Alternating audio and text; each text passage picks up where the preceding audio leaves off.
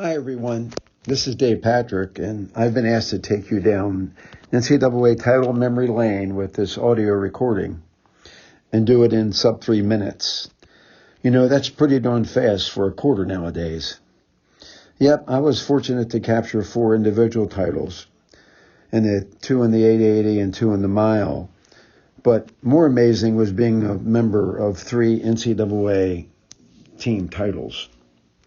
You know, anything is possible when you're training with and you're being coached by the best of the best. Let's begin the journey with the NCAA Outdoor Mile my sophomore year. The only thing that was probably more scary than towing the line for the first time in the NCAAs was a 6-person capacity bumpy plane ride from Chicago to Bloomington, University of Indiana. That was great to hit the ground. I wanted to prove something when I read that I was not projected to make the NCAA mile final that day. And then layer on the positive inspiration I got from Tup and from Jumbo, and that turned into a winning formula to get my first NCAA title. Then it was on to the NCAAs in Detroit for a clash with world record holder Jim Ryan. You know, it was Jumbo's pre-race instructions that still ring in my ear. Champ, I want you to go to the lead and improve your position. And yes, shaking my head, not fully understanding exactly what he meant, I went out in 52 flat, and then Jumbo moaned and I wouldn't finish.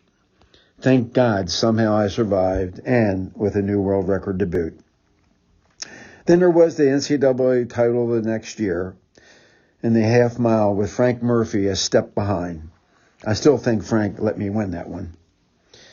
The outdoor NCAAs my senior year was the 1,500-meter final on the red clay track at UCal Berkeley, up against a contingent of Oregon guys. And Jumbo's instructions were pretty simple. He said, don't let Oregon beat you. It was an all-out sprint in the last 330 meters, and somehow I made it to the tape, beating those Oregon guys, but even better, taking out Oregon's Morgan Gross meet record. But the most memorable NCAA titles were the 3 team titles.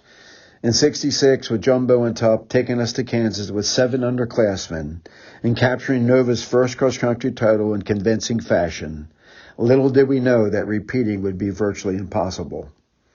1 year later, Jumbo and Jack Power flew us across country to Laramie, Wyoming. We woke up to dreadful conditions where we were about 8,000 feet above sea level, wind chill in the teens with 20 to 30 mile an hour winds, whipping up a couple inches of blowing snow. And wouldn't you know, Tom Donnelly suffering from food poisoning the night before. Things looked really bleak. And Jumbo tried to scratch Tom, but Tom said, I didn't come this far not to run. Right then and there, we knew if Tom can go, we would go all out. It was Tom's courageous run to be second man behind Charlie and the race of a lifetime by Des McCormick that really was a difference maker.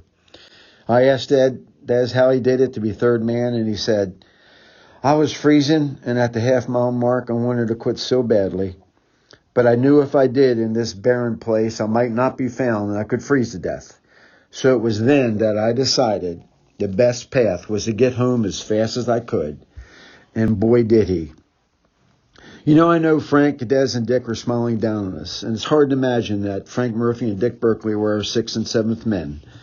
So kiddingly, I asked what happened, and Dick said, well, I fell down 3 times out there, and I'm guessing Frank was there each time to help him up.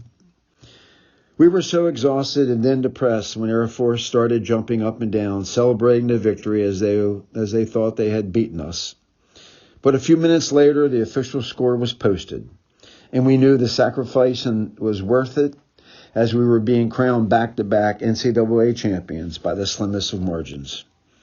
And finally, and even more amazing, was becoming Nova's first indoor NCAA team champion in '68.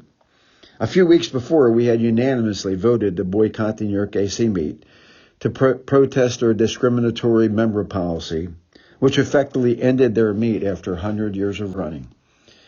This support brought our team even closer together.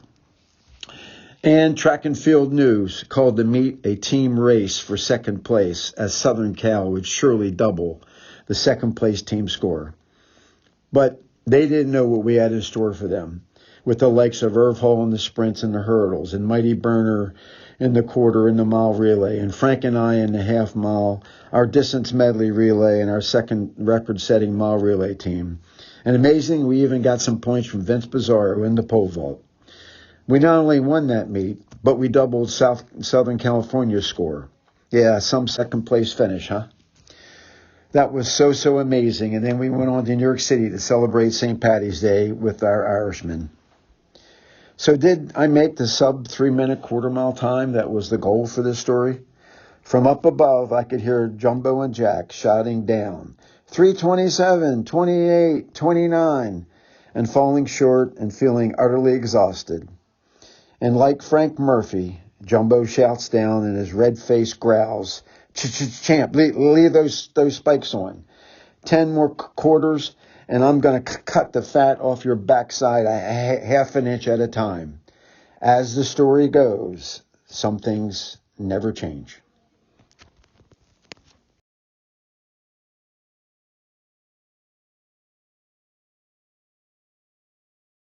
Hello everyone, John Burns here.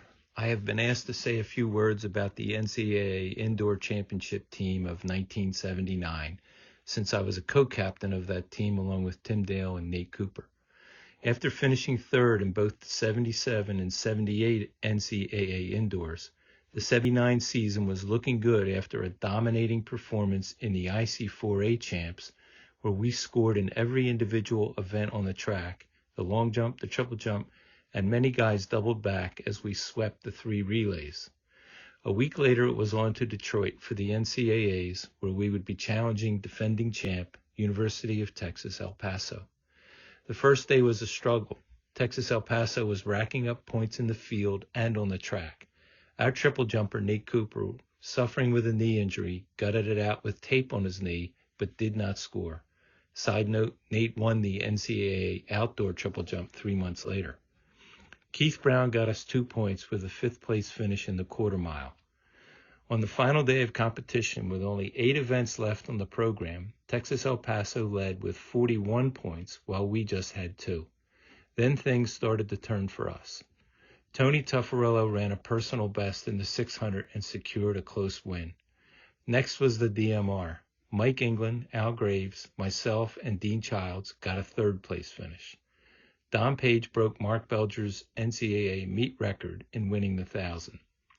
In the mile run, Texas El Paso's Suleiman Niambui won, but Sidney Marie finished 2nd and Amos Career was 3rd, giving us 14 points to UTEP's 10.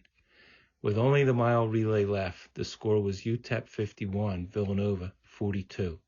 The arena announcer explained there would be 2 heats of the mile relay, and since UTEP was not in this race, a victory by Villanova would secure the team title. We were in the 2nd heat. Kansas won the 1st heat in 3:16.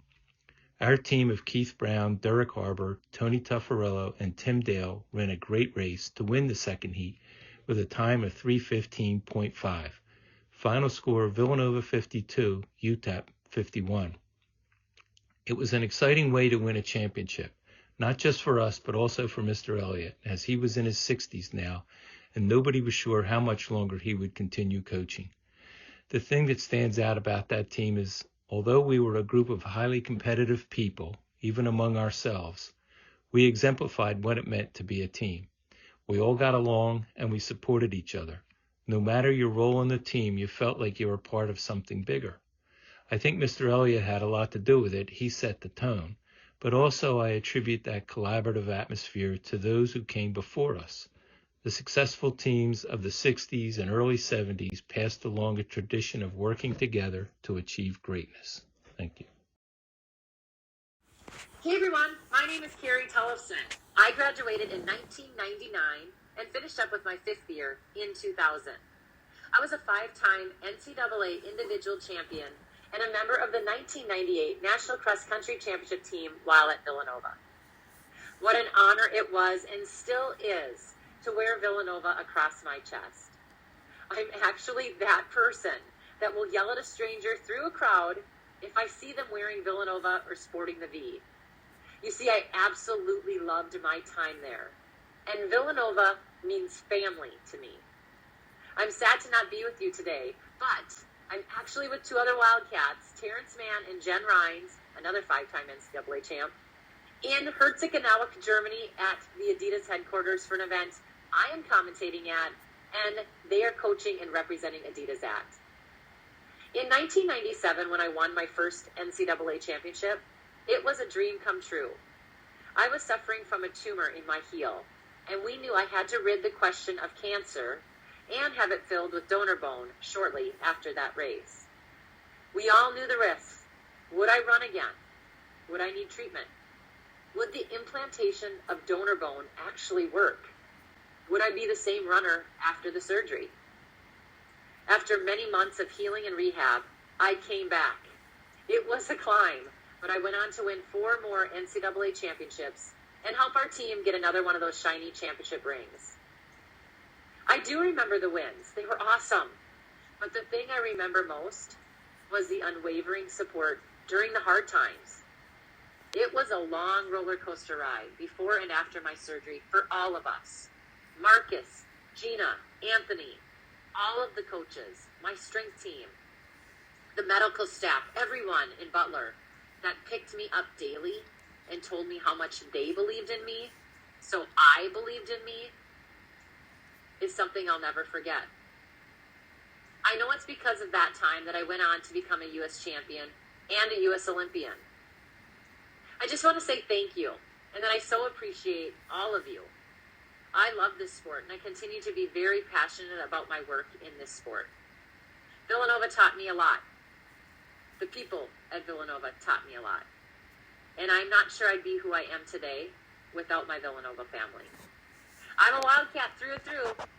Put those V's up, peeps, because you know I sure do.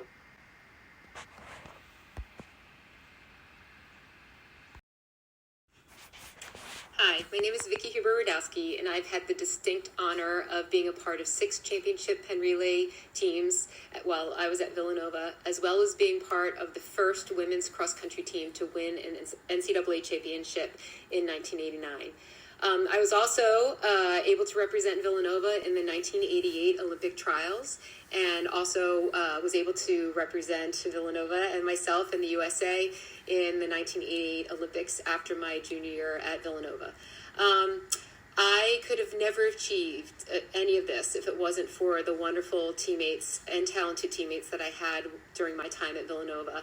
I had wonderful leaders like Veronica McIntosh, Lauren Searby, Gina Procaccio, Debbie Grant, and also had wonderful teammates that really pushed me hard. Kathy Franey, Celeste Holliday, Michelle DeMuro, Michelle Bennett.